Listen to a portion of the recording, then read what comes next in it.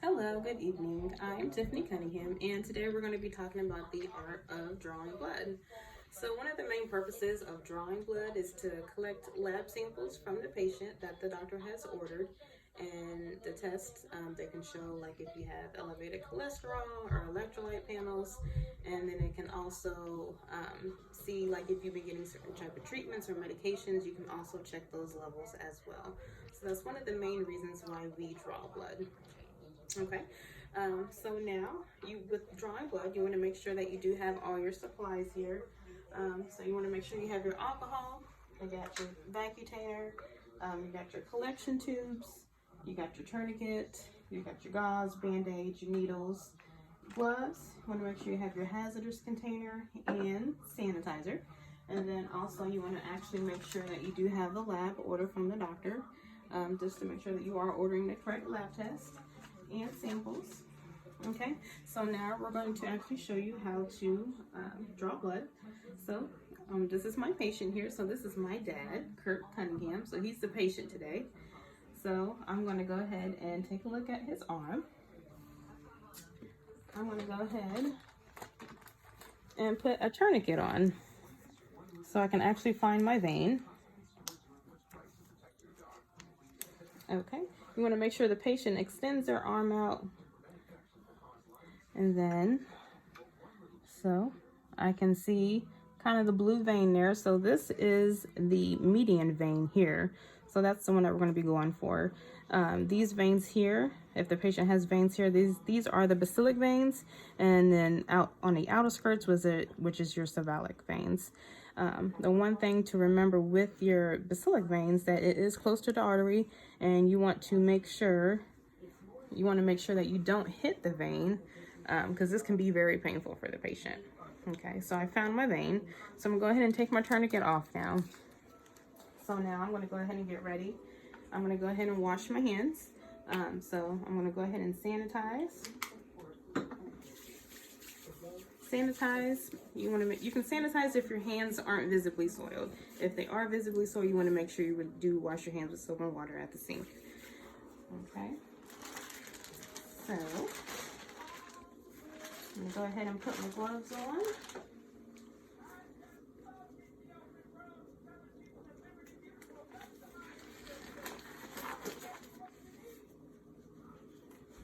Okay, so I got my gloves on. You want to go ahead and prep the patient, so you want to go ahead and use your alcohol pad. So we picked out our vein already, so you want to go in a circular motion 2 to 4 times, and then you want to let the alcohol dry for at least 30 seconds because you do not want to do it wet. If you happen to go ahead and stick the patient while it is alcohol and it's wet, it does tend to burn more. So I'm going to go ahead and prepare to draw blood. Make sure I have everything set up and ready.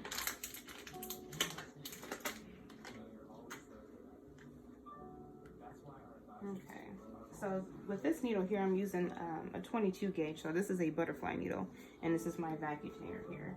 I got my band-aids and I got my gauze ready. Typically when I like to draw blood, I like to go ahead and put my band-aid here just so it's easy accessible. When I come out of the vein, I can go ahead and put the band-aid on. Okay, and then I got my tubes lined up here. So today we are drawing a blue top, speckle top, and then purple. And for my order of blood draw, I'm going to start with the blue top first. This has the sodium citrate in it, and then I got my speckle top too, which has a clot activator at the bottom. So when I spin this down the serum separator, this will separate between the blood and the plasma.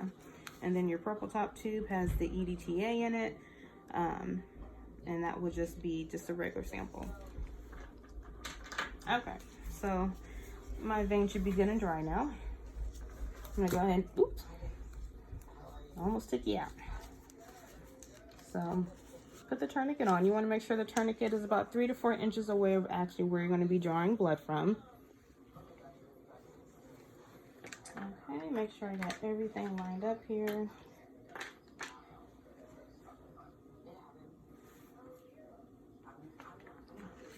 Okay. All right, so I'm gonna have you extend your arm out there, and I'm gonna have you go ahead and make a fist for me.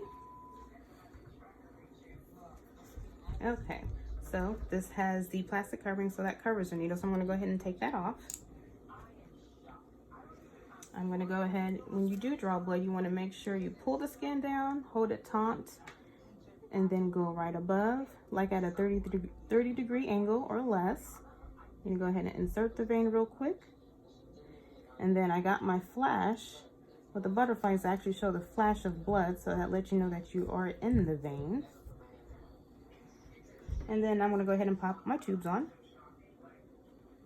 And then it comes down to your tube. And then now we just kind of watch it fill up.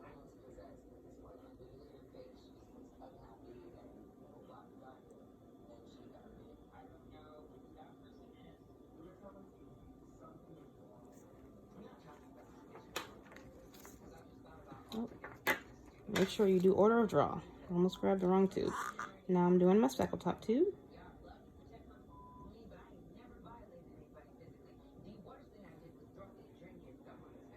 So now we're doing a speckle top tube.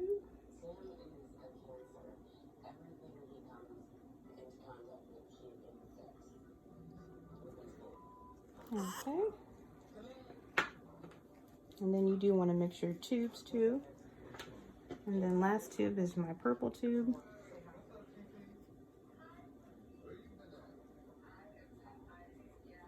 And then make sure with your tubes too, you want to make sure your tubes aren't expired, because if they are, the lab will not draw the blood and they will actually throw it out.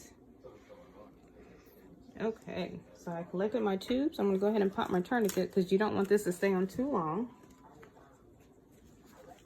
I'm going to go ahead and come out of the vein now. This actually has a safety mechanism, which is really nice. So I'm just putting my gauze on top of the needle, but I'm not pressing down because that can cause pain. And I hit a little button, and that actually puts the needle back into the tubing there.